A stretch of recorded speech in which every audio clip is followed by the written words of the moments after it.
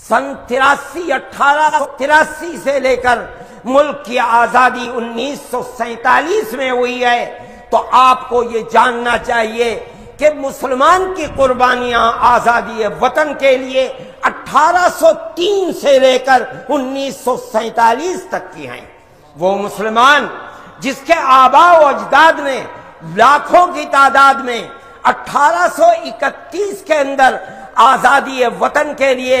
سید احمد شہید رحمت اللہ علیہ، شاہ اسماعیل شہید رحمت اللہ علیہ کی قیادت میں بالا کوٹ کے میدان میں جام شہادت نوش کیا،